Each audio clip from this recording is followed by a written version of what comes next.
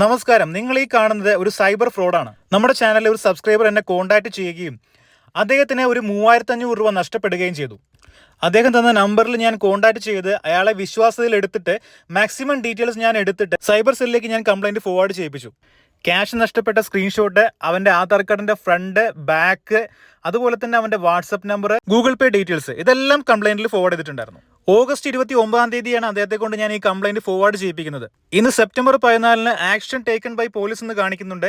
Date നിങ്ങൾ പ്രത്യേകം ശ്രദ്ധിക്കുക. 29/8/2024 കംപ്ലൈൻറ്റ് ഫോർവേഡ് ചെയ്തത്.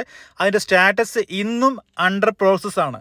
നിങ്ങൾക്ക് ഡേറ്റ് ഡൗട്ട് ഉണ്ടെന്നുണ്ടെങ്കിൽ ഞാൻ ഗൂഗിളിൽ ടുഡേ ഡേറ്റ് എടുത്തിട്ട് ഞാൻ കാണിക്കാം. പച്ചയ്ക്ക് അവൻ്റെ പ്രൂഫ് വെച്ച് കംപ്ലൈൻറ്റ് കൊടുത്തിട്ടും ഇതുവരെ വിക്ടിമിനെ ആശ്വസിക്കാനുള്ള ഒരു റിമാർക്സ് പോലും ആ കംപ്ലൈൻറ്റ് സ്റ്റാറ്റസിൽ ഇല്ല എന്നുള്ളത് വളരെ പരിതാപകരമാണ് സൈബർ സെല്ലിൻ്റെ കാര്യം. നിങ്ങൾ ആധാർ കാർഡ് ഫേക്ക് ആണെന്ന് കരുതണ്ട. കാരണം അവനെ വീഡിയോ കോൾ ചെയ്തിട്ട് അവൻ്റെ ഫോട്ടോ കൂടെ ഈ കംപ്ലൈൻറ്റ് കൂടെ അറ്റാച്ച് ചെയ്തിട്ടുണ്ട്.